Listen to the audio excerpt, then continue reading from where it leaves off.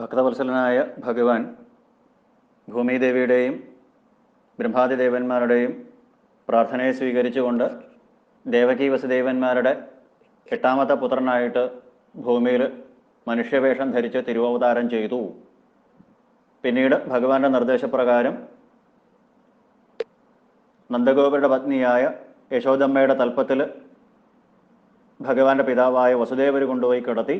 അവിടെ നിന്ന് യോഗമായി എടുത്തുകൊണ്ടുവന്ന് ദേവകീ ദേവിയുടെ തൽപ്പത്തിൽ കിടത്തി എന്നുള്ള കഥ ശ്രീശുക ബ്രഹ്മർഷി പരീക്ഷത്തിന് പറഞ്ഞുകൊടുത്തു. പിന്നീട് ആ ശ്രീകൃഷ്ണ ജന്മോത്സവം കൊണ്ടാടുന്നതാണ് വർണ്ണിച്ചത്. വ്രജത്തിൽ അനേക ഉപഹാരങ്ങളുമായിട്ട് ഗോപന്മാർ നന്ദഗോപരുടെ ഗൃഹത്തിലേക്ക് പ്രവഹിക്കുകയായിരുന്നു. പരീക്ഷത്തെ അത്യാഹ്ലാദമായിട്ട് ഒരു ദേശീയ ഉത്സവമായിട്ട് ആ യശോദമ്മയുടെ ഉണ്ണിക്കണ്ണൻ്റെ ആ അവതാരം, ശ്രീകൃഷ്ണാവതാരം, ശ്രീകൃഷ്ണ ജന്മോത്സവം അവരിത് അതിഗംഭീരമായിട്ട് കൊണ്ടാടി എന്ന് വർണ്ണിച്ച് കേൾപ്പിച്ചു. അതേസമയത്ത് തന്നെ ഭഗവാന്റെ ജ്യേഷ്ഠനായിട്ട് രോഹിണി ദേവിയിൽ ബലഭദ്രൻ അവതരിച്ചു എന്ന് അനുസ്മരിച്ചു. പിന്നീട് ശ്രീശുക ബ്രഹ്മർഷി വർണ്ണിക്കുന്നത് നാമകരണമാണ്. രണ്ട് ഉണ്ണികൾക്കും നാമകരണം ചെയ്യാനായിട്ട് യാദവന്മാരുടെ ആചാര്യനായ ഗർഗമഹർഷി അവിടെ വരുന്നു. ഗർഗമഹർഷി നന്ദഗോപരോട് പറഞ്ഞു, യദൂനാമഹം ആചാര്യ, യാദവന്മാരുടെ ആചാര്യനായ ഞാൻ ഇവിടെ നാമകരണം ചെയ്യാൻ വേണ്ടിയിട്ടാണ് ഞാൻ വന്നത്. പക്ഷേ അത് രഹസ്യമായിട്ട് ചെയ്താൽ മതി. കാരണം ദുഷ്ടബുദ്ധിയായിട്ടുള്ള കംസൻ ചിലപ്പോൾ ഇതറിഞ്ഞാൽ ആകെ പ്രശ്നമാവും. യാദവന്മാരുടെ ആചാര്യനായിരിക്കുന്ന ഗർഗമഹർഷി എന്തിനാണ് ഗോപാലന്മാരുടെ അടുത്തേക്ക് പോയത്? അപ്പോൾ അവിടെ രണ്ട് ഉണ്ണികളുണ്ട് എന്നറിയും. നന്ദഗോപരും വസുദേവരും തമ്മിലുള്ള മൈത്രി നന്നായിട്ടറിയാം. അതുകൊണ്ട് വസുദേവരുടെ എട്ടാമത്തെ സന്താനമാണോ ഈ രണ്ട് ഉണ്ണികളിൽ ഏതെങ്കിലും ഒരെണ്ണം എന്ന് വിചാരിച്ച് ഈ കുട്ടികളെ കൊല്ലാനായിട്ട് തയ്യാറെടുപ്പുകൾ നടത്താൻ സാധ്യതയുണ്ട്. അതുകൊണ്ട് ആരും അറിയണ്ട നന്ദഗോപരെ, നമുക്ക് രഹസ്യമായിട്ട് നടത്തിയാൽ മതി നാമകരണം. നന്ദഗോപരും സമ്മതിച്ചു. അലക്ഷിതോസ്മിൻ രഹസി. എവിടെ വച്ചാണ് നാമകരണം നടത്തേണ്ടത്? ആചാര്യന്മാർ അനുസ്മരിക്കണു, ഗോവ്രജേ. ഗോകുലത്തിൽ എവിടെയെങ്കിലും ഒരു രഹസ്യമായ സ്ഥാനത്ത് എന്ന് പറയുമ്പോൾ ആചാര്യന്മാർ അനുസ്മരിക്കാറുണ്ട് പശുത്തൊഴുത്തിൽ വെച്ചിട്ടാണ് എന്ന്. കാരണം പശുവിൻ്റെ ചാണകം എന്ന് പറഞ്ഞാൽ വളരെ ശുദ്ധീകരിക്കാൻ ഉപയോഗിക്കുന്ന സാധനമാണ്. പശുക്കൾ പൊതുവെ തന്നെ ഗോമാതാക്കളാണ്. അവരുടെ സാന്നിധ്യം ശ്രേഷ്ഠതയുള്ളതാണ്. പിന്നീട് ഗോപാലൻ എന്ന നാമകരണം ചെയ്യപ്പെടേണ്ടതായ ആ ഭഗവാന് ഏറ്റവും അനുയോജ്യമായ സ്ഥലം ആ പശുത്തൊഴുത്ത് തന്നെയാണ്, ഗോക്കളുടെ സമീപം തന്നെയാണ് എന്ന് ത്രികാലജ്ഞാനിയായ ഗർഗമഹർഷി മനസ്സിലാക്കി. അങ്ങനെ തൊഴുത്ത് മുഴുവൻ അടിച്ച് വൃത്തിയാക്കി ശുദ്ധിയാക്കിയ ആ തൊഴുത്തിൽ വെച്ചിട്ടാണ്, പശുക്കളുടെ സാന്നിധ്യത്തിലാണ് ഭഗവാനെ നാമകരണം ചെയ്തത് എന്ന് ചില ആചാര്യന്മാർ അനുസ്മരിക്കണം. ഏതായാലും രോഹിണി പുത്രനെ മടിയിലെടുത്ത് വെച്ചപ്പോൾ ലോകത്തിനെ മുഴുവൻ രമിപ്പിക്കും. അതുകൊണ്ട് രാമൻ എന്ന് പേരിടാം. ബലാധിക്യാൽ ബലം വിദു, അതിശക്തനായതുകൊണ്ട് ബലൻ എന്ന് പറയാം. എല്ലാവരെയും ഒരുമിച്ച് നിർത്താൻ കഴിവുള്ളത് കൊണ്ട് സംഘർഷണൻ എന്ന് പറയാം. എല്ലാവരുടെയും ശ്രേയസ് ഇവൻ്റെ കയ്യിൽ ഭദ്രമായിട്ടിരിക്കുന്നുള്ളത് കൊണ്ട് ബലഭദ്രൻ എന്ന് പറയാം. എന്നിങ്ങനെ രോഹിണീപുത്രന് രാമൻ എന്ന് പേരിട്ടു. യശോദാപുത്രനെ എടുത്ത് മടിയിൽ വച്ചപ്പോഴാണ് സച്ചിദാനന്ദ കട്ടയായിരിക്കുന്ന ഭഗവാൻ ശ്രീ ഗുരുവായൂരപ്പനെ മടിയിലെടുത്ത് വച്ചപ്പോൾ ആ സച്ചിദാനന്ദത്തിൽ മുങ്ങിയത് കൊണ്ട് ആനന്ദലബ്ധിയിൽ നിർവികൽപ്പ സമാധിയിൽ മുങ്ങിപ്പോയി ഗർഗമഹർഷി എന്നൊക്കെയാണ് ആചാര്യന്മാർ പറയുക. എന്താണ് ഈ സച്ചിദാനന്ദ കട്ടയ്ക്ക് പേരിടേണ്ടത് എന്ന് ആലോചിച്ച സമയത്ത് ആ സച്ചിദാനന്ദ സാഗരത്തിൽ അങ്ങോട്ട് മുങ്ങി, അമൃതസാഗരത്തിൽ മുങ്ങി ബ്രഹ്മാനന്ദ പരിപ്ലുതനായി തീർന്നു. അമൃത നിറച്ചൊരു സാഗരത്തിൽ ഒരാൾ മുങ്ങിയാൽ പിന്നെ നിവരില്ല എന്ന് പറയുന്നത് പോലെ ആ സച്ചിദാനന്ദമാകുന്ന സച്ചിദാനന്ദ കട്ടയാകുന്ന ഭഗവാനെ എടുത്ത് മടിയിൽ വെച്ചപ്പോൾ അവാച്യമായിട്ടുള്ളൊരു നിർവൃതിയിൽ നിർവികൽപ്പ സമാധിയിൽ ലയിച്ചു പോയി ഗർഗമഹർഷി. ഭഗവാന് മനസ്സിലായി ഇങ്ങനെ ബ്രഹ്മാനന്ദ പരിപ്ലുതനായിട്ട് സച്ചിദാനന്ദ സാഗരത്തിൽ മുങ്ങിക്കിടക്കുകയാണെങ്കിൽ നിർവികൽപ്പ സമാധിയിൽ നിന്ന് ഗരുഗ മഹർഷി ഉണരണത് ചിലപ്പോൾ ആയിരക്കണക്കിന് വർഷങ്ങൾ കഴിഞ്ഞിട്ടാവും, യുഗങ്ങൾ കഴിഞ്ഞിട്ടാവും ചിലപ്പോൾ. തനിക്ക് ഈ ഭൂമിയിൽ 125 വർഷങ്ങളുടെ ലീലകൾ മാത്രമേ താൻ ഉദ്ദേശിക്കണുള്ളൂ. അതുകൊണ്ട് എത്രയും പെട്ടെന്ന് ഈ ഗർഗാചാര്യനെ സമാധിയിൽ നിന്ന് ഉണർത്തി തൻ്റെ ലീലകൾ തുടരണം എന്ന് തീരുമാനിച്ചു ഭഗവാൻ. എന്താണ് ഈ ഉണ്ണിക്ക് പേരിടേണ്ടത്? സഹസ്രനാമം ചൊല്ലിയാൽ മതിയാവില്ല, വിശ്വം വിഷ്ണു വഷട്കാരോ മതിയാവില്ല, ശ്രീകൃഷ്ണ കമലാനാഥോ മതിയാവില്ല, ഗോലോകനാഥോ ഗോവിന്ദോ, എന്തെല്ലാം സ്തോത്രങ്ങൾ ചൊല്ലിയാലും ഈ ഉണ്ണിക്ക് മതിയാവില്ല. അനേക രൂപങ്ങളുണ്ട്, അനേക അവതാരങ്ങളുണ്ട്, അനേക ജന്മങ്ങളുണ്ട്, അനേക കർമ്മങ്ങളുണ്ട്. ഇതെല്ലാം എനിക്ക് മനസ്സിലായി. താന്യഹം വേദ നോ ജന, മറ്റുള്ളവർക്ക് ആർക്കും ഇതിനെപ്പറ്റി അറിയില്ല. അതുകൊണ്ട് ഈ ഉണ്ണിക്ക് എന്ത് പേര് വേണമെങ്കിൽ ഇടാം. നന്ദഗോപരെ അങ്ങയുടെ പുത്രനായതുകൊണ്ട് നന്ദകുമാരൻ എന്നിടാം. വസുദേവരുടെ പുത്രനാണ് എന്ന് എനിക്ക് മനസ്സിലായി, വസുദേവരാണ് ഇവിടെ കൊണ്ട് കിടത്തിയത് എന്നുള്ള കാര്യം എനിക്ക് മനസ്സിലായതുകൊണ്ട് വാസുദേവൻ എന്ന് പേരിടാം. വാസുദേവൻ എന്ന് പറഞ്ഞാൽ വസുക്കൾ എന്ന് പറഞ്ഞാൽ ഇന്ദ്രിയങ്ങൾ എന്നാണ് അർത്ഥം. ഇന്ദ്രിയങ്ങളുടെ നാഥൻ, ഇന്ദ്രിയങ്ങളുടെ നിയന്താവ് എന്ന അർത്ഥത്തിൽ വാസുദേവൻ എന്ന് പറയാം. വസമാശ്ചേന്ദ്രിയാദീനി തദ്ദേവാശ്ചിത്ത ഏവഹി തസ്മിൻ ചേഷ്ടതയസോപി വാസുദേവ ഇത് സ്മൃത. സകല ഇന്ദ്രിയങ്ങളെ നിയന്ത്രിക്കുന്നത് കൊണ്ട് വാസുദേവൻ എന്ന് പേര് പറയാം. പിന്നെ സകല ചരാചരങ്ങളിൽ അന്തര്യാമയായിട്ടിരിക്കുന്നവനാണ് ഈ ചൈതന്യം, അതുകൊണ്ടും വാസുദേവൻ എന്ന് പറയാം. വസനാൽ സർവഭൂതാനാം വസുത്വാൽ ദേവയോനിത. സർവ ജീവജാലങ്ങളെയും അന്തപുരുഷരൂപേണ കാലരൂപേണ യോ ബഹി എന്ന് പറയുന്നത് പോലെ സകല ചരാചരങ്ങളെയും കാലരൂപേണ ആച്ഛാദനം ചെയ്യുന്നത് കൊണ്ട് വാസുദേവൻ. സർവഭൂത ഗുഹാവാസനായതുകൊണ്ട് വാസുദേവൻ. ഈ ത്രിലോകങ്ങളെ മുഴുവൻ ദേവനം ചെയ്യുന്നത് കൊണ്ട് അങ്ങനെയും വാസുദേവൻ എന്ന് ചില ആഖ്യാതാക്കൾ പറയുന്നു. ഏതായാലും പലതരത്തിലുള്ള അനേകായിരം രൂപങ്ങളുണ്ട്, നാമങ്ങളുണ്ട്, ലീലകളുണ്ട്. ഭൂമിയിലെ മണൽത്തരികളെ വേണമെങ്കിൽ എണ്ണി തീർക്കാം. നന്ദഗോപരെ, ഇവൻ്റെ മാഹാത്മ്യം പറയാനായിട്ട് ഞാൻ ശക്തനല്ല. വ്യംഗ്യമായിട്ട് നന്ദഗോപരോട് വാസുദേവ സമോ ഗുണയ്യ എന്ന്. ശരിക്ക് പാലാഴിശായി ആയിരിക്കുന്ന സാക്ഷാൽ വൈകുണ്ഠനാഥനാണ് എന്ന് വ്യംഗ്യമായിട്ട് പറഞ്ഞു. ഇവനെ ആശ്രയിച്ചാൽ സകല ശ്രേയസ്സുകളും ഉണ്ടാവും. ഇവനെ ദ്വേഷിക്കുന്നവർക്ക് പലതരത്തിലുള്ള അരിഷ്ടങ്ങളും പാപങ്ങളും ഉണ്ടാവും എന്ന് പറഞ്ഞ് വ്യംഗ്യമായിട്ട് പറഞ്ഞു. കരിഷതി ഇത് കൃഷ്ണ. കൃഷ്ണൻ എന്ന് പ്രത്യക്ഷമായിട്ട് നാമധേയം കൊടുത്തു എന്ന് ഭാഗവതത്തിൽ പറയണില്ലെങ്കിലും ഇതാനീം കൃഷ്ണതാം ഗത എന്ന് പറയുന്നു. ഇവിടെ കൃഷ്ണരൂപത്തിലാണ് വന്നത് എന്നുകൊണ്ട് ആ കൃഷ്ണൻ എന്ന് പേര് പറഞ്ഞു. കകാര കമലാകാന്ത, ഋകാരോ രാമ ഇത്യപി, ഷകാര ഷഡ്ഗുണപതി ശേതദ്വീപ നിവാസകൃത്, നകാരോ നരസിംഹോയം, അകാരോ ഷക്ഷരാഗ്നിഭുക്, വിസർഗശ്ച തഥാഹ്യേതൈ നരനാരായണാവൃഷി എന്ന് കൃഷ്ണപദത്തിൻ്റെ വ്യാഖ്യാനമായിട്ട് ഗർഗഭാഗവതത്തിൽ ഗോലോകഖണ്ഡത്തിൽ പറയുന്നു. ഇങ്ങനെ എല്ലാ വിശേഷണങ്ങളും ഉള്ളതുകൊണ്ടാണ് കൃഷ്ണൻ എന്ന പേര് കൊടുത്തത്. അപ്പൊ കൃഷ്ണരൂപത്തിലുള്ളത് കൊണ്ട്, കൃഷ്ണവർണ്ണത്തിൽ ജനിച്ചതുകൊണ്ട് കൃഷ്ണൻ എന്ന് പേര് പറയാം എന്ന് വ്യംഗ്യമായിട്ട് പറഞ്ഞു. ചുരുക്കത്തിൽ രോഹിണീപുത്രന് രാമനെന്നും യശോദാപുത്രന് കൃഷ്ണൻ എന്നും പേര് നൽകി അവരൊക്കെ എല്ലാവിധ മംഗളാശിസ്സുകളും ആരോഗ്യ സൗഖ്യം നേർന്നുകൊണ്ട് സർവാത്മന ജഗദീശ്വരനെ ബാലകരൂപത്തിൽ അനുഗ്രഹിച്ചുകൊണ്ട് ഗർഗമഹർഷി അവിടുന്ന് യാത്രയായി. ഗർഗമഹർഷി അവിടുന്ന് യാത്രയായതിനു ശേഷം പിന്നീട് ഭഗവാന്റെ ബാലലീലകളെയാണ് പറയണത്. മലർന്നു കിടക്കുന്ന കുട്ടികൾ ഓരോ ചേഷ്ടകൾ കാണിക്കാറുണ്ട്. ഈ സമയത്ത് ബ്രഹ്മാദി ദേവന്മാർ സപ്തർഷികൾ, നാരദാദി മുനിമാര്, ഗന്ധർവന്മാര്, യക്ഷന്മാര്, ചാരണന്മാര്, സിദ്ധന്മാര്, അപ്സരസുകൾ തുടങ്ങിയ ഗഗനചാരികൾ മുഴുവൻ ആകാശത്തിൽ അണിനിരന്നിരിക്കണു.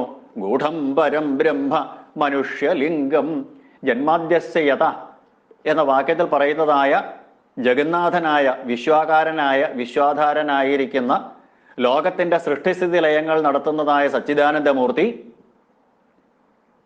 ഒരു ദിവ്യകൈശോര വേഷം ധരിച്ച്, മനുഷ്യവേഷം ധരിച്ച് ഭൂമിയിൽ ലീലകളാടുന്നത് കാണാൻ ഔത്സുക്യത്തോടു കൂടിയിട്ട്, അത്യാകാംക്ഷയോട് കൂടിയിട്ട്, അത്യാഹ്ലാദത്തോടു കൂടിയിട്ട്, അഞ്ജലിബദ്ധരായിട്ട്, പുഷ്പവൃഷ്ടി നടത്താൻ തയ്യാറായിക്കൊണ്ട് ഗഗനചാരികൾ മുഴുവൻ തയ്യാറായിട്ട് നിന്നു പരീക്ഷിത്തെ എന്ന് പറയുന്നു ശ്രീ ശുകബ്രഹ്മർഷി. ഗഗനചാരികളെ മാത്രമല്ല, ഭൂമണ്ഡലത്തിലുള്ള സകലരെയും രമിപ്പിച്ചുകൊണ്ടാണ് ഭഗവാന്റെ ആ ലീലകൾ മുഴുവൻ.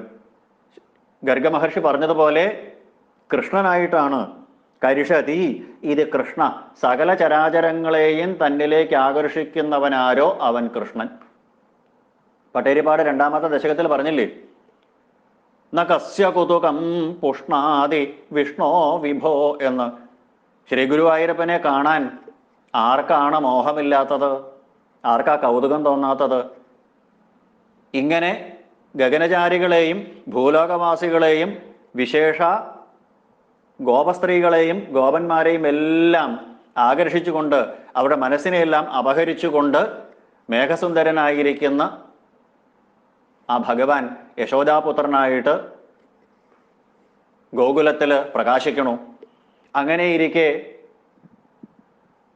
രണ്ട് കുട്ടികള്, രോഹിണീപുത്രനായ രാമനും യശോദാപുത്രനായ കൃഷ്ണനും രണ്ടുപേരും കമഴാൻ തുടങ്ങി. മലന്ന് കിടക്കുന്ന കുട്ടികൾ കമഴാൻ തുടങ്ങി.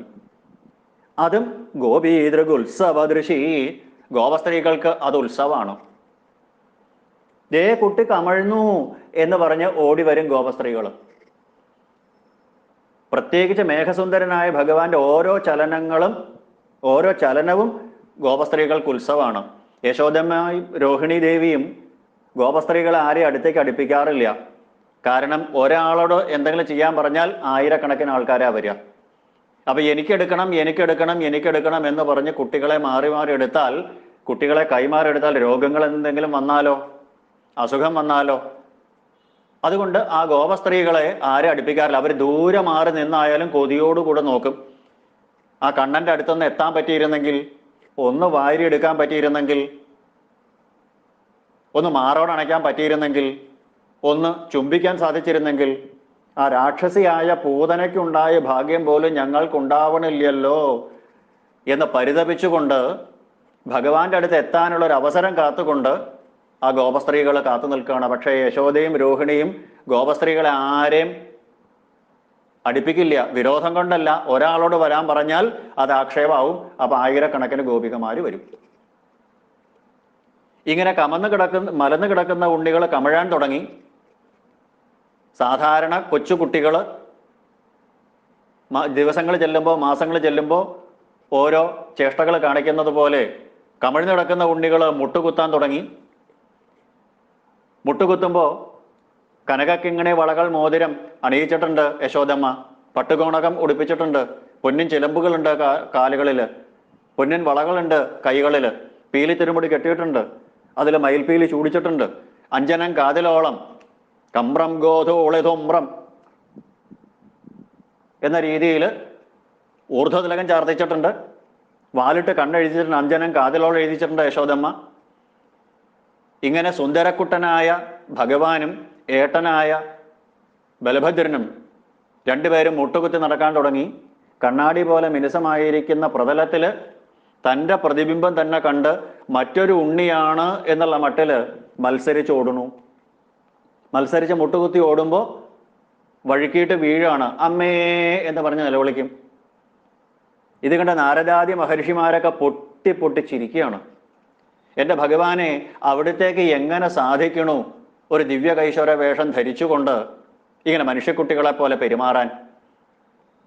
അനേക കോടി ബ്രഹ്മാണ്ടങ്ങളെ പുരുകക്കൊടിയുടെ ചലനം കൊണ്ട് സൃഷ്ടിസ്ഥിതി സംഹാരങ്ങൾ നടത്തുന്ന സർവേശ്വര, ഞങ്ങൾക്ക് സങ്കല്പിക്കാൻ പോലും സാധിക്കണില്ല അങ്ങ് ഒരു ദിവ്യ കൈശോര വേഷം ധരിച്ച് ഒരു പൊന്നുണ്ണി കണ്ണനായിട്ട് മനുഷ്യ ശിശുവിൻ്റെ നാട്യങ്ങൾ നടത്തണത്. അത്യാഹ്ലാദത്തോടെ പൊട്ടിച്ചിരിക്കണോ നാരദാദി മഹർഷിമാര്, പുഷ്പവൃഷ്ടി ചെറിയാൻ തയ്യാറായിട്ട് നിൽക്കണോ ദേവന്മാര്. ഇങ്ങനെ മുട്ടുകുത്തി നടക്കുകയാണ്. മുട്ടുകുത്തി നടക്കുമ്പോൾ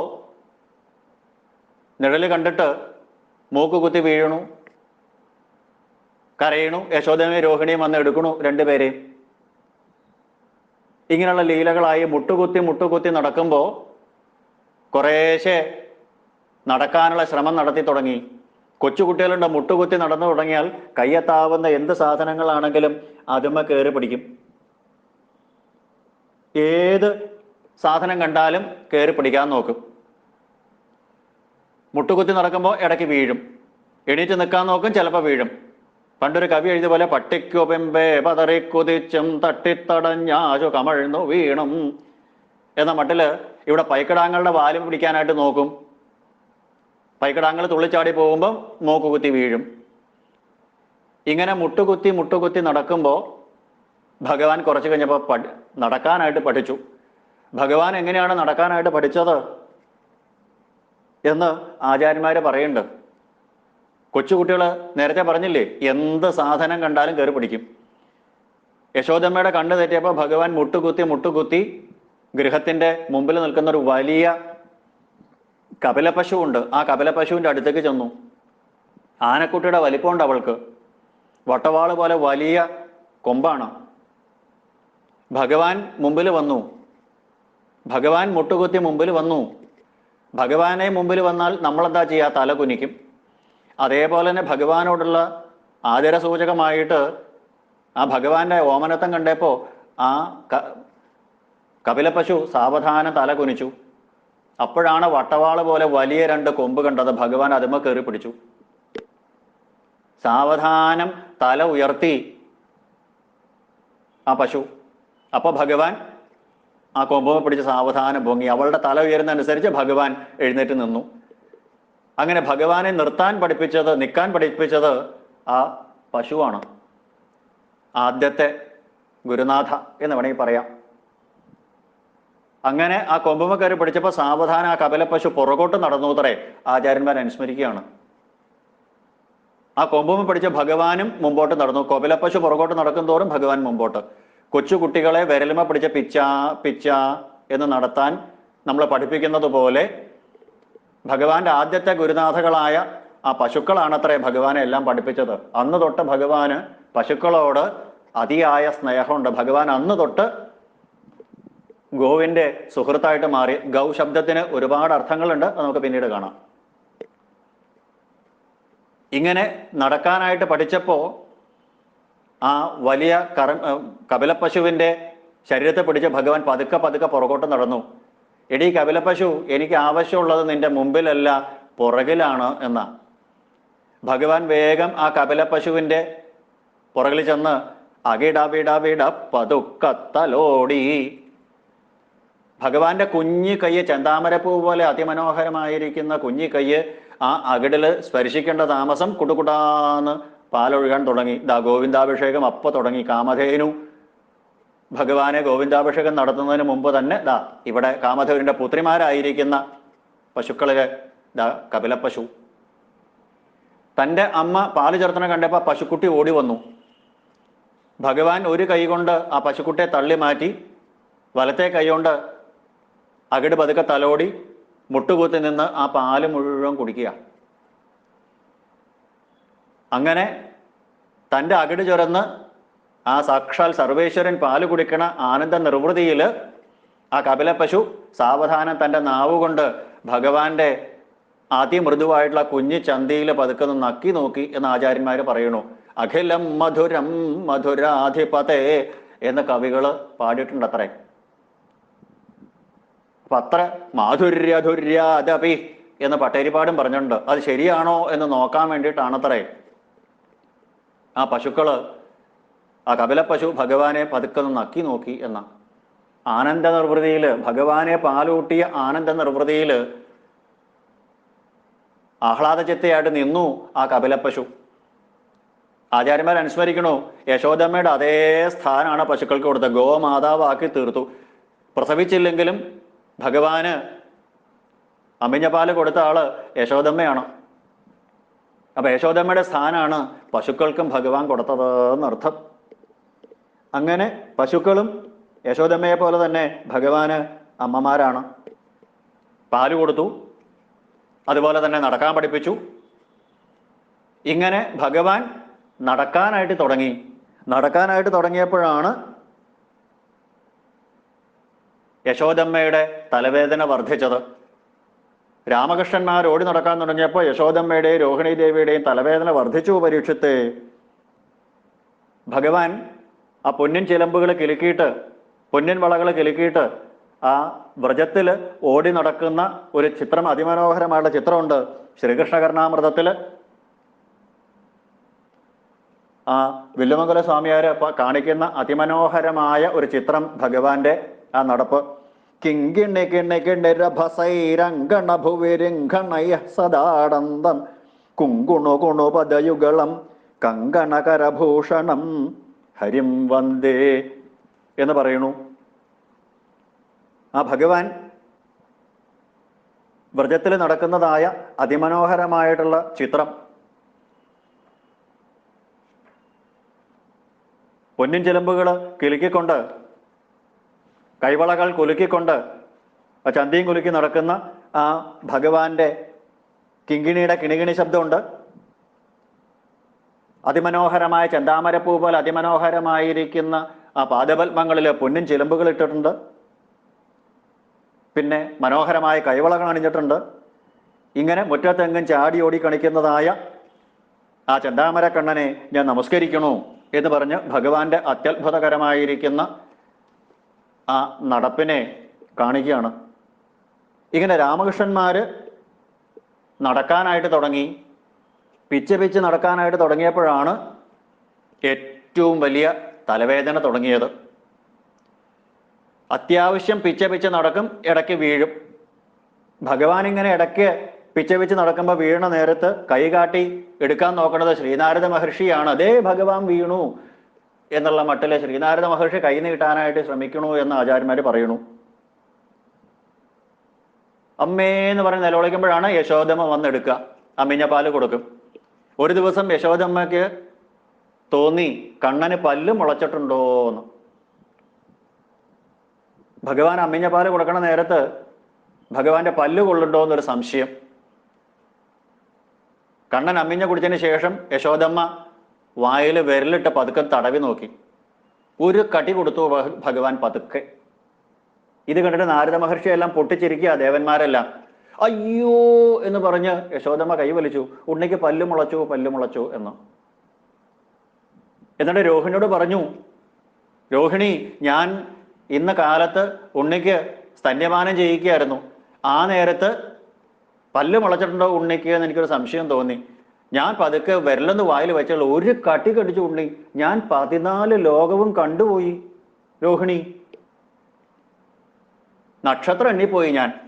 14 ലോകവും കണ്ടു ആ ഒരു വേദനയിൽ എന്ന് ആചാര്യന്മാർ അനുസ്മരിക്കാറുണ്ട്. ആ സമയത്ത് ഭഗവാൻ കടക്കണ്ണിട്ടൊന്ന് യശോദമ്മയെ നോക്കിയെന്ന്. അമ്മ എന്തിനാ വെറുതെ പറയണത്? അമ്മ 14 ലോകവും കണ്ടോ? ഇല്ലല്ലോ. അമ്മയെ ഞാൻ കാണിച്ചു തരാം. സത്യം വിധാതം നജ ഭൃത്യഭാഷിതം. ഇതാണ് ഭഗവാന്റെ ഏറ്റവും വലിയ മുദ്രാവാക്യം. തൻ്റെ അമ്മ കള്ളം പറഞ്ഞു എന്ന് വരരുത്. 14 ലോകവും അമ്മയെ ഞാൻ കാണിച്ചു തരാം, സമയമാവട്ടെ എന്നാണ് ആ നോട്ടത്തിൻ്റെ അർത്ഥം. അങ്ങനെ മുട്ടുകുത്തി നടക്കുന്ന ഉണ്ണികള് ഓടി നടക്കാൻ തുടങ്ങി. അങ്ങനെ ഓടി നടക്കാനായിട്ട് തുടങ്ങിയപ്പോൾ നിവൃത്തിയില്ലാണ്ടായി. യശോദമ്മയ്ക്കും രോഹിണിക്കും ഗൃഹജോലികൾ ചെയ്യാനായിട്ട് സാധിക്കണില്ല. പശുവിനെ കുളിപ്പിക്കണം, പശുവിനെ കറക്കണം, പാല് കൊണ്ട കൊടുക്കണം, തൈര് കലക്കണം, വെണ്ണ എടുക്കണം, അത് ഉരുക്കണം, പാല് കാച്ചണം, പിന്നെ പാചക ജോലികൾ ചെയ്യണം, മുറ്റമടിച്ചു വാരണം, മാല കെട്ടണം. ഇങ്ങനെയുള്ള ഒരുപാട് ജോലികളുണ്ട്. യശോദമ്മ സ്വതവേ തന്നെ തടിച്ചൊരു സ്ത്രീയാണ് എന്നാണ് പറയുക. അപ്പൊ ഈ കുട്ടികളുടെ പുറകെ ഓടി നടക്കാൻ സാധിക്കുമോ അമ്മമാർക്ക്? കുട്ടികൾ പരക്കം പാഞ്ഞല്ലേ നടക്കുക, ഒരു സ്ഥലത്ത് ഒരു നിമിഷം ഇരിക്കില്ല. ഇവിടെ പറയണു, ഗൃഹ്യാണി കർത്തുമപി യത്ര ന തജ്ജനന്യൗ ശേകാത ആപതുരലം മനസോനവസ്ഥാം. മനസ്സിരുത്തിയിട്ട് ഒരു ഗൃഹം ജോലി ചെയ്യാനായിട്ട് സാധിക്കില്ല. കണ്ണ് തെറ്റിയാൽ എന്തെങ്കിലും അപകടം കാണിക്കും ഈ പിള്ളേര്, പ്രത്യേകിച്ച് കൃഷ്ണൻ. രാമൻ എന്ന അനുസരണശീലങ്ങളാണ്. ഒരു പമ്പരമോ ഒരു മറ്റേതെങ്കിലും ഒരു കളിപ്പാട്ടം കിട്ടിയാൽ അവിടെ ഇരുന്ന് കളിച്ചോളും, രാമായത് വെച്ച് കളിച്ചോളൂ എന്ന് പറഞ്ഞ്. പക്ഷേ ഭഗവാൻ അങ്ങനെയല്ല. ഭഗവാൻ എന്താണ്? എല്ലാവരെയും അനുഗ്രഹിക്കണം. ഈ ശ്രീകൃഷ്ണാവതാരം എന്ന് പറഞ്ഞാൽ പൂർണ്ണ പുണ്യതമ അവതാരമാണ്. അതുകൊണ്ട് എൻ്റെ ദർശന സ്പർശാദികൾ എല്ലാവർക്കും കിട്ടണം. അതിനു വേണ്ടിയിട്ട് ഒരു നിമിഷം പോലും ഇരിക്കില്ല. ആ വ്രജത്തിലെ ഓരോ മൺതരി പോലും എന്നെ കാക്ഷിച്ച് പ്രതീക്ഷിച്ച് നിൽക്കുന്നവരാണ്. അതുകൊണ്ട് അവരെല്ലാം അനുഗ്രഹിക്കണം എന്ന് വിചാരിച്ചിട്ടാണ് ഭഗവാൻ ഓടി നടക്കുന്നത് അവിടെ മുഴുവൻ. വ്രജവാസികൾക്ക് മുഴുവൻ ആനന്ദമാണ്. അപ്പോൾ ഭഗവാന്റെ കുസൃതിയാണ് ഏറ്റവും സഹിക്ക വയ്യാത്തത്. ഗൃഹ്യാണി കർത്തുമപി യത്ര നതജ്ജനന്യോ ശേകാത ആപതുരലം മനസോനവസ്ഥാം. മനസ്സിരുത്തിയിട്ട് ആ ഗൃഹേശ്വരിമാർക്ക് ജോലി ചെയ്യാൻ സാധിക്കണില്ല. ശൃംഗ്യഗ്നിദംഷ്ടതി ജലദ്വിജ കണ്ടകേഭ്യ ക്രീഡാവരാവതി ചലോ സ്വസുതോ നിഷേധം. ഇങ്ങനെ ഓരോ തരത്തിലുള്ള കുസൃതികൾ കാണിക്കുമ്പോൾ, കുറുമ്പുകൾ കാണിക്കുമ്പോൾ അവരെ തടയാനായിട്ട് സാധിക്കണില്ല. കാരണം കണ്ണ് തെറ്റിയാൽ ഓരോ കർമ്മങ്ങൾ ചെയ്യാണ്. ശൃംഗി അഗ്നി ദംഷ്ട്രി ആസി ജല ദ്വിജ കണ്ടകേഭ്യ. ഒരു ദിവസം യശോദമ്മ നോക്കിയ സമയത്ത് കണ്ണാന്ന് വിളിച്ചു. എന്താന്ന് വിളി കേട്ടു ഭഗവാൻ. അടുത്തില്ല എന്ന് മനസ്സിലായി. ചെന്ന് നോക്കിയപ്പോ വലിയ ഒരു കറമ്പി പശുവിന്റെ 2 കൊമ്പന്മേലും കയറി പിടിച്ചു നിൽക്കുക ഭഗവാൻ. ഏതമ്മയ്ക്ക് അസഹിക്കുക? ആനക്കുട്ടിയുടെ വലിപ്പമുള്ള വലിയ പശുവിന്റെ കൊമ്പുമ്മ ചെന്ന് 5-8 മാസം പ്രായമുള്ള ഒരു ഉണ്ണി പിടിക്കുക എന്ന് പറഞ്ഞാൽ ഏതമ്മയ്ക്ക് അസഹിക്കുക? നെഞ്ചു കത്തില്ലേ? എന്താ ഉണ്ണി കാണിക്കണേ? അത് കുത്തില്ലേ? ഇത്ര വലിയ പശുവിന്റെ അതിന്റെ കൊമ്പങ്ങാൻ കൊണ്ടാ പിന്നെ പറഞ്ഞിട്ട് കാര്യമുണ്ടോ? അമ്മ വാരിയെടുക്കും. അതുപോലെ അഗ്നി. യശോദമ്മ ഒരു ദിവസം തൈര് കലക്കിക്കൊണ്ടിരിക്കുന്ന സമയത്ത് അടുത്തിരിക്കൂ എന്ന് പറഞ്ഞ് പിടിച്ചിരുത്തി. യശോദമ്മയുടെ സാരിത്തുമ്പ് തെരുപ്പിടിച്ചുകൊണ്ട് ഭഗവാൻ അവിടെ ഇരുന്നു. യശോദമ്മയുടെ ശ്രദ്ധ മുഴുവൻ തൈര് കലക്കലിലായപ്പോൾ പിന്നെ ഒരു നിമിഷം കഴിഞ്ഞ് നോക്കുമ്പോൾ കാണാനില്ല. ഉണ്ണീന്ന് വിളിച്ചു. എന്താ? അകത്തുനിന്ന് വിളി കേട്ടു. യശോദമ്മ അകത്തേക്ക് ഓടിച്ചെന്നപ്പോൾ ആ അടുപ്പിന്റെ ഉള്ളിൽ നിന്ന് തീക്കനൽ വാരാൻ നോക്കുകയാണ്. ഒരു അമ്മയുടെ നെഞ്ച് കത്താൻ വേറെ വല്ലതും വേണോ? അടുപ്പിൽ നിന്ന് തീക്കനൽ വാരി എടുക്കണു.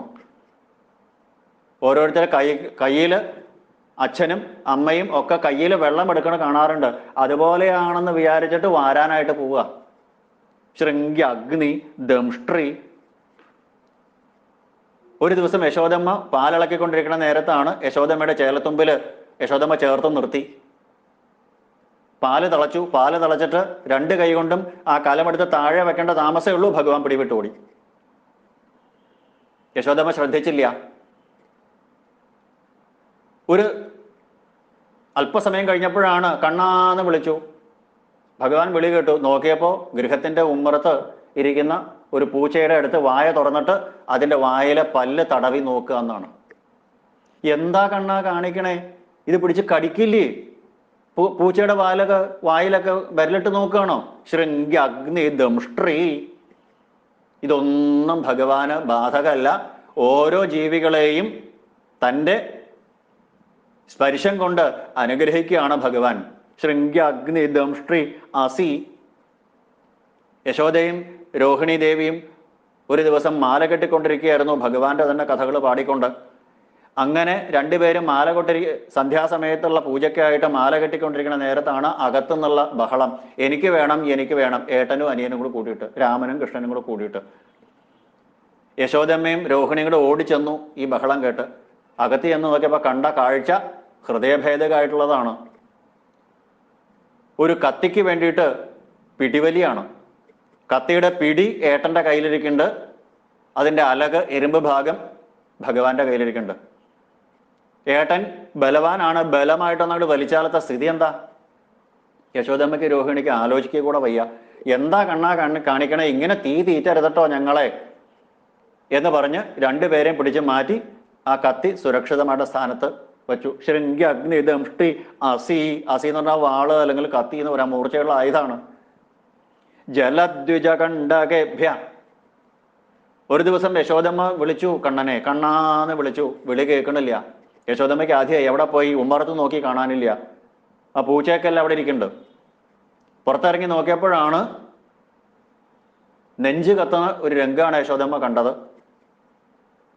തൊടിയിൽ ഒരു കിണറുണ്ട്. ആ കിണറിന് കല്ല് കെട്ടിയിട്ടുണ്ട്, വാക്കല്ല് കെട്ടിയിട്ടുണ്ട്, ആൾമറയുണ്ട്. പൊക്കം കുറവാണെന്ന് മാത്രമേ ഉള്ളൂ. ആ കിണറിന്റെ വാക്കല്ലുമ്മ കമഴ്ന്ന് കിടന്നുകൊണ്ട് ഉള്ളിലേക്ക് നോക്കിയിട്ട് ഭഗവാൻ എന്തോ സംസാരിക്കുക. കണ്ണാന്നുറക്കെ വിളിച്ചാൽ ആ ശബ്ദത്തിന്റെ ആഘാതത്തിൽ ചിലപ്പോൾ കിണറ്റിന്റെ ഉള്ളിലേക്ക് വീണുന്ന് വരും. എന്ത് ചെയ്യാൻ പറ്റും? പോവാൻ പറ്റുമോ, പോവാതിരിക്കാൻ പറ്റുമോ? ആചാര്യന്മാർ അനുസ്മരിക്കാറുണ്ട്, യശോദമ്മ തൻ്റെ പാദസരം ചെലമ്പ് മുകളിലേക്ക് കയറ്റി വെച്ചു ശബ്ദമില്ലാതിരിക്കാൻ. വളകൾ കയറ്റി വെച്ചു. സാവധാന ശബ്ദമുണ്ടാക്കാതെ ചെന്ന് പുറകിൽ ചെന്ന് ഉദരത്തിനോട് ചേർത്ത് ഒറ്റപ്പെടുത്തം വാരിയും കൂടെ എടുത്ത് മാറ്റി. എന്താ കണ്ണാ കാണിക്കണേ? അപ്പോഴാണ് ഭഗവാൻ മനുഷ്യ ശിശുവിന്റെ ഭാവത്തിൽ പറഞ്ഞത്, അമ്മേ അമ്മേ, ദാ കിണറ്റിന്റെ ഉള്ളില് ഉണ്ണിയെപ്പോലെ തന്നെ മയിൽപ്പീലി ചൂടി ഗോപിക്കുറി ചാർത്തി കണ്ണെഴുതി ഒരു ഉണ്ണി. ഞാൻ വാ വാന്ന് വിളിച്ചപ്പോൾ ആ ഉണ്ണി എന്നെ വിളിച്ചു കളിക്കാനായിട്ട്. ഞാൻ ചാടിക്കോട്ടെ അമ്മേ? കിണറ്റിന്റെ ഉള്ളിലേക്ക് ചാടിക്കോട്ടെ എന്ന് ചോദിക്കുന്ന നിഷ്കളങ്കമായ ഒരു ചോദ്യം. യശോദമ്മയ്ക്ക് ആദിയായി നെഞ്ചു കത്തുന്ന പോലെയാ തോന്നിയത്. മുകളിൽ നിന്ന് നാരദാദി മഹർഷിമാരും ബ്രഹ്മാദി ദേവന്മാരും പൊട്ടി പൊട്ടി ഇങ്ങനെ ചിരിക്കുകയാണ്. യശോദമ്മയുടെ ആദി കണ്ടിട്ട് ഭഗവാന്റെ ഗൂഢം പരം ബ്രഹ്മ മനുഷ്യലിംഗം. യശോദമ്മ പിടിച്ചു കൊണ്ടുവന്നു ഇങ്ങോട്ട്. അതുപോലെ ഒരു ദിവസം യശോദമ്മ നോക്കിയ സമയത്ത് യശോദമ്മ ഗൃഹജോലികൾ കഴിഞ്ഞ് കൈ കഴുകി പുറത്തേക്ക് വന്ന നേരത്താണ് ഉമ്മറത്തുള്ള ഒരു ചെറിയ തൈമാവിന്റെ മുകളിൽ കയറി നിൽക്കണു ഭഗവാൻ. കൊച്ചു കുഞ്ഞാണ്, ചെറിയ ഒരു തൈമാവിന്റെ മുകളിൽ കയറി നിൽക്കുക, ചാടാൻ തയ്യാറായിട്ട്. എന്താ ഉണ്ണി കാണിക്കണേ, താഴെ ഇറങ്ങുമെന്ന് പറഞ്ഞ് ഓടി ചെന്ന് എടുത്തു. അപ്പോഴാണ് ഭഗവാൻ കൊഞ്ചിക്കൊണ്ട് പറഞ്ഞത്, ഉണ്ണി പറക്കാൻ നോക്കുക എന്നാണ്. മറ്റു പക്ഷികള് മയിലോ മാടപ്രാവോ കാക്കയോ ഒക്കെ പറക്കുന്നത് പോലെ രണ്ട് കൈയിട്ട് അടിച്ചു കഴിഞ്ഞാൽ പറക്കാൻ സാധിക്കും എന്നുള്ള മട്ടില് ഉണ്ണി പറക്കാൻ നോക്കുക എന്ന് പറഞ്ഞ് ഏതമ്മയ്ക്കാണ് അവിടെ നിശ്ചലമായിട്ട് നിൽക്കാൻ സാധിക്കുക? വേഗം ചെന്ന് വാരിയെടുത്തു. ഇങ്ങനെ ശൃംഗി അഗ്നി ദംഷ്ട്യസി ജലദ്വിജകണ്ഠകേഭ്യ ക്രീഡാപരാവതി ചലോ സുസുതോ നിഷേധം ഗൃഹ്യാണി കർത്തുമപി യത്ര നതജ്ജനന്യോ ശേകാത ആപതുരലം മനസോനവസ്ഥാം. ഇങ്ങനെ രോഹിണിക്കും യശോദമ്മയ്ക്കും ഈ കുട്ടികളുടെ പുറകെ ഓടി നടന്ന് വയ്യാണ്ടായി. കുട്ടികളുടെ പുറകെ ഓടി നടക്കാനായിട്ട് അമ്മമാർക്കോ അമ്മമ്മമാർക്കോ സാധിക്കുമോ? അവര് ഒരു നിമിഷം ഒരു സ്ഥലത്ത് കണ്ടാൽ അടുത്ത നിമിഷം അടുത്ത സ്ഥലത്തേക്ക് പോയി. യശോദമ്മയ്ക്ക് ഗൃഹജോലികൾ ചെയ്യാനും ഈ കുട്ടികളെ നോക്കാനും കൂടി സാധിക്കണില്ല. അന്നൊരു ദിവസം യശോദമ്മ നന്ദഗോപരോട് പറഞ്ഞു, നന്ദഗോപര് ഗ്രാമസഭയിലേക്ക് പോകാൻ തയ്യാറായിട്ട് നിൽക്കുക, ഗോപന്മാരുടെ തലവനാണ്. ഗ്രാമസഭയ്ക്ക് പോവാൻ നേരത്ത് യശോദമ്മ പറഞ്ഞു, അതെ ഒരു കാര്യം, ഒന്നുകിൽ നിങ്ങൾ കുട്ടികളെ നോക്കണം, ഞാൻ ഗൃഹജോലികൾ മുഴുവൻ ചെയ്തോളാം. അല്ലെങ്കിൽ നിങ്ങൾ ഗൃഹജോലികൾ ചെയ്യണം, കുട്ടികളെ നോക്കൽ ഞങ്ങളായിക്കോളാം. രണ്ടും കൂടി ഞങ്ങൾക്ക് സാധിക്കണില്ല. ഈ കുട്ടികളുടെ പുറകെ ഓടി ഓടി ഓടി ഞങ്ങൾക്ക് വയ്യാണ്ടായി. എന്ന് മാത്രമല്ല ഗൃഹത്തിലെ ജോലികൾ ചെയ്യാനായിട്ട് സമയം കിട്ടണമില്ല. രണ്ടും കൂടി ഞങ്ങൾക്ക് സാധിക്കില്ല. ഏതെങ്കിലും ഒന്ന് അങ്ങ് ചെയ്യണം. നന്ദഗോപര് പറഞ്ഞത് രണ്ടും സാധ്യമല്ല.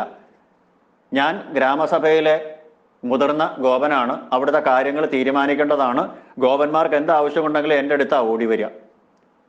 അപ്പൊ ആ ഗ്രാമസഭയിൽ കൂടിയിട്ട് അവിടുത്തെ കാര്യങ്ങൾ ഒരു നാട്ടുപ്രഭു എന്നുള്ള നിലയ്ക്ക് എനിക്ക് ചില കാര്യങ്ങൾ ചുമതലകളുണ്ട്. എനിക്കിത് രണ്ടും സാധിക്കില്ല. യശോദമ്മ പറഞ്ഞു, അങ്ങനെയാണെങ്കിൽ ഈ കുട്ടികളെ നോക്കാനായിട്ട് ആരെങ്കിലും ഒരാളെ ഏർപ്പാടാക്കിക്കോളൂ. പണോ ഭക്ഷണോ എന്താന്ന് വെച്ചാൽ ഞാൻ കൊടുത്തോളാം. ശരി, ഞാൻ പറയാം എന്ന് പറഞ്ഞു. അന്ന് ഗ്രാമസഭ കൂടിയപ്പോൾ നന്ദഗോപര് പറഞ്ഞു, ഞങ്ങളുടെ ഗൃഹത്തില് രണ്ട് ഉണ്ണികളുണ്ട്. ഉണ്ണികളെന്ന് പറഞ്ഞാൽ പോരാ, വികൃതികളാണ്. ആ വികൃതികളായിട്ടുള്ള ഉണ്ണികളെ നോക്കാനായിട്ട് ആരെങ്കിലും ഒരു സ്ത്രീയെ ഏർപ്പാടാക്കി തന്നാൽ തരക്കേടില്ല. അന്ന് ഗ്രാമസഭ പിരിഞ്ഞു. പിറ്റേ ദിവസം പ്രഭാതത്തിൽ നന്ദഗോപര് വാതിൽ തുറന്ന് പുറത്തേക്ക് പ്രഭാതത്തിൽ ഇറങ്ങിയപ്പോഴാണ് ഗൃഹത്തിന്റെ മുറ്റം നിറച്ച് കുറേ സ്ത്രീകൾ നിൽക്കണു. എന്താ നിങ്ങളെല്ലാവരും ഇവിടെ വന്നത്? നന്ദഗോപര് ചോദിച്ചപ്പോൾ അവർ പറഞ്ഞു, ഇവിടെ കുട്ടികളെ നോക്കാൻ ഒരാളെ വേണമെന്ന് പറഞ്ഞു. ഒരാളെ വേണമെന്നല്ലേ പറഞ്ഞുള്ളൂ, നിങ്ങളെല്ലാവരും കൂടി വന്നാൽ എങ്ങനെയാ? ഇത് കേട്ടോണ്ടാ യശോദമ്മ അകത്ത് വന്നത്. നിന്നോട്ടെ അവര്, ഞാൻ ശമ്പളോ ഭക്ഷണോ എന്താണെന്ന് വെച്ചാൽ കൊടുത്തോളാം. ഇത് യശോദമ്മ പറഞ്ഞ് അവരെല്ലാം നിന്നോട്ടെ എന്ന് പറഞ്ഞ് അവരെ നിയമിച്ച ശേഷമാണ് നോക്കിയത്. ആ ഓരോ സ്ത്രീകളുടെയും സാരിത്തുമ്പില് ഓരോ ഉണ്ണികളുണ്ട് ഇതേപോലെ. നിന്നോളാൻ പറഞ്ഞില്ലേ? അപ്പോഴാണ് അബദ്ധം മനസ്സിലായേ. ഏതായാലും പറഞ്ഞില്ലേ, അവർ നിൽക്കട്ടെ എന്ന് വിചാരിച്ചു. 10-32 സ്ത്രീകളുണ്ട്. ആ ഓരോ സ്ത്രീക്കും ഉണ്ട് ഓരോ ഉണ്ണി. എന്തിനു പറയണു? 2 ഉണ്ണികളെ നോക്കാൻ വിഷമിച്ചിട്ട് ഇപ്പോ വേറെ ഒരു 32 കൂടി. ഒപ്പത്തിലുള്ള കുട്ടികളൊരു 32 പേരുണ്ട് എന്ന നിലയ്ക്കായി. പിന്നെ ഈ 2 പേരും ആ 32 പേരും അവരെല്ലാവരും കൂടിയിട്ട് ആ വ്രജത്തിൽ നടത്തിയതായുള്ള കുസൃതികളെ പറയാനായിട്ട് എനിക്ക് വാക്കുകളില്ല പരീക്ഷിത്തേ എന്ന് പറയുന്നു ശ്രീശുക ബ്രഹ്മർഷി. എന്തെല്ലാം കുസൃതികളാണ് കാണിച്ചത് എന്നുള്ളത് പറയാണ്ടിരിക്കുകയാണ് നല്ലത്. അതിന് വാക്കുകളില്ല. ഓരോ ദിവസവും ഓരോ ഗോപസ്ത്രീകൾ വന്ന് ഓരോ പരാതിയാണ് യശോദമ്മയോട് പറയുക. ആ വ്രജത്തില് 2 സാധനങ്ങൾ വച്ചാൽ കാണില്ല. ഒന്ന് പാല്, മറ്റൊന്ന് വെണ്ണ.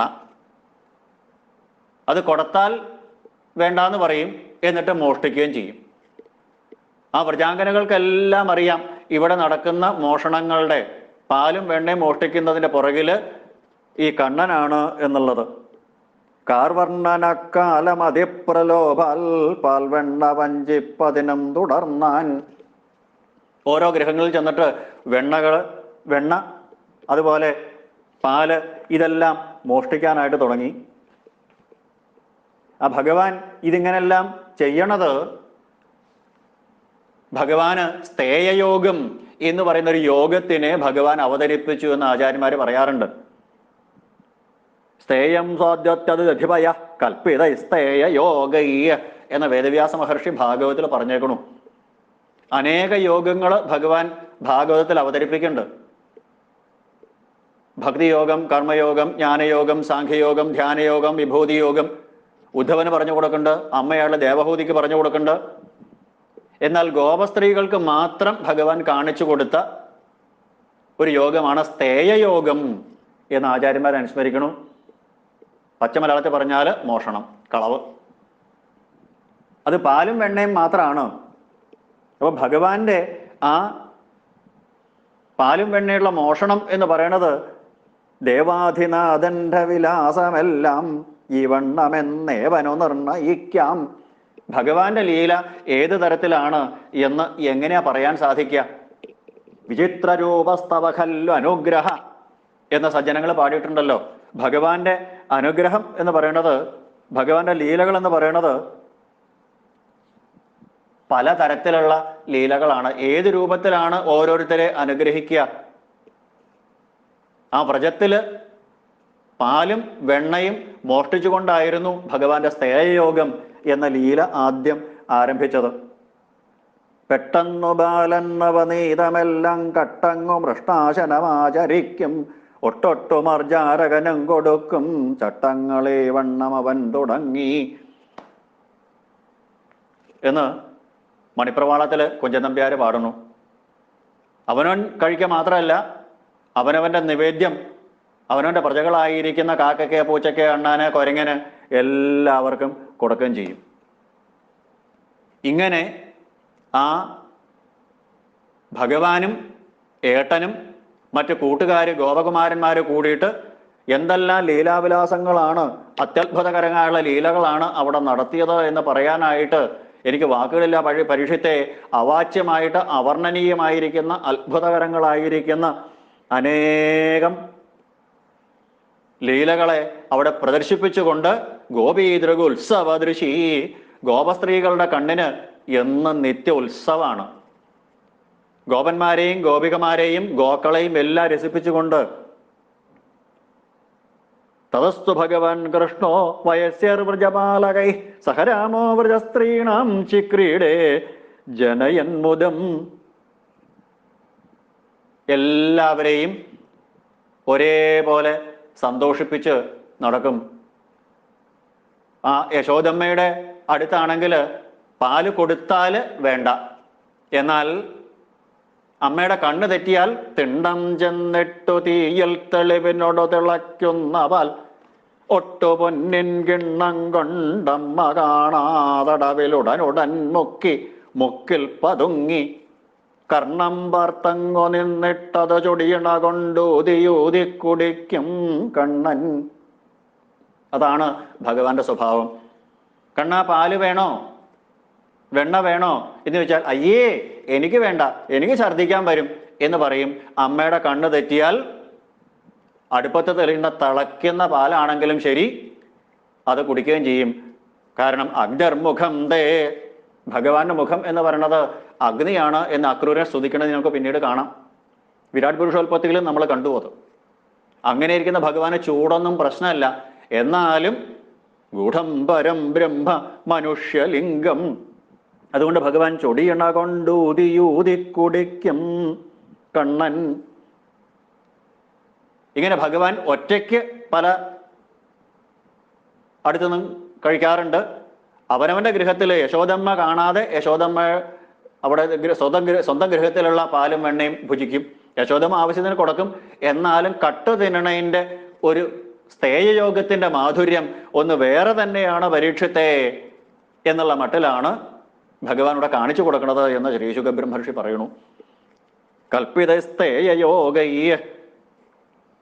ആ പാലും വെണ്ണയും മോഷ്ടിച്ച് കഴിക്കുമ്പോഴാണ് ഭഗവാന്റെ ആ രസം കൂടുതൽ. അതെന്താ മോഷ്ടിച്ച് കഴിക്കുക എന്ന് പറയുന്നത്? അതിനും ആധ്യാത്മികമായ അർത്ഥമുണ്ട് എന്നാണ്. എൻ്റേത് എന്ന് വിചാരിച്ചിരിക്കുന്ന സ്വകാര്യമായിട്ട് മനുഷ്യര് സൂക്ഷിച്ചു വച്ചിരിക്കുന്ന സാധനങ്ങളെ അപഹരിക്കലാണ് ഭഗവാന്റെ ഏറ്റവും വലിയ ഇഷ്ടം. ഹരി എന്നാണല്ലോ ഭഗവാന്റെ നാമധേയം. ഹരതി ഇതി ഹരി. അപ്പൊ അവിടെ വെണ്ണ എന്ന് പറയുന്നത് ഗോപസ്ത്രീകളുടെയും ഗോപന്മാരുടെയും, അതായത് ത്രിഗുണാത്മികമായ ജീവാത്മാക്കളുടെ മനസ്സിനെ ഭഗവാൻ അപഹരിക്കണു എന്നാണ്. ശുദ്ധമായിരിക്കുന്ന മനസ്സ്, അതായത് വെണ്ണ എന്ന് പറഞ്ഞാൽ മിനുസമായത്, ശുദ്ധമായത്. ആ ശുദ്ധമായ മനസ്സിനെയാണ്, അവിടെ മൃദുവായിരിക്കുന്ന മനസ്സിനെയാണ് വെണ്ണ എന്ന് കൽപ്പിക്കുന്നത്. അപ്പോൾ ഇവരെല്ലാം തന്നിൽ ആസക്തരാണ് എന്ന് മനസ്സിലാക്കിയിട്ട് ആ ജീവാത്മാക്കളെ എല്ലാം കരിഷതി ഇത് കൃഷ്ണ, തന്നിലേക്ക് ആകർഷിക്കുന്ന ലീലയാണത്. ഒരു പരമാത്മാവ് ജീവാത്മാവിനെ ശുദ്ധമനസ്കരാണെങ്കിൽ തന്നിലേക്ക് ആകർഷിക്കണു, വലിച്ചെടുക്കണു. അതാണ് അവര് പോലും അറിയാതെ, ഭക്തന്മാര് പോലും അറിയാതെ ഭക്തനെ ഭഗവാൻ തന്നിലേക്ക് ആകർഷിക്കണു. അഹം ഭക്തപരാധീന സാധൂനാം ഹൃദയം മഹ്യം എന്ന് അംബരീഷ ചരിത്രത്തിൽ പറഞ്ഞതുപോലെ, ആ ശുദ്ധാത്മാക്കളായിരിക്കുന്ന ഏകാന്ത ഭക്തകളായിരിക്കുന്ന ഗോപസ്ത്രീകളുടെയും മറ്റു ഭക്തന്മാരുടെയും മനസ്സിലാണ് ഞാൻ, എൻ്റെ മനസ്സിലാണ് അവര്. ഇത് ലോകത്തിനെ കാണിച്ചു കൊടുക്കാൻ വേണ്ടിയിട്ടാണ് സ്ഥേയയോഗം, ബലാൽ അപഹരിക്കണത് ഭഗവാൻ. ഇങ്ങനെ ഭഗവാനും ഏട്ടനും ആ വ്രജത്തില് മറ്റു ഗോപന്മാരോട് കൂടിയിട്ട് അനേകം ലീലകൾ നടത്തി പരീക്ഷത്തെ. അങ്ങനെ പാലും വെണ്ണയും മോഷ്ടിക്കാനായിട്ട് സ്ഥേയയോഗം നടത്തിക്കൊണ്ടിരിക്കുമ്പോഴാണ് യശോദമ്മയ്ക്കും രോഹിണിക്കും ആ ഗോപസ്ത്രീകളുടെ അനേകം പരാതികൾ കിട്ടാൻ തുടങ്ങിയത്. ഭക്തവത്സലനായ ഭഗവാൻ ഓരോ ഗോപസ്ത്രീയെയും ഓരോ രീതിയിലാണ് അനുഗ്രഹിച്ചുകൊണ്ടിരുന്നത്. അതെന്താണെന്നുള്ളത് അടുത്ത പ്രകരണത്തിൽ നമുക്ക് കാണാം.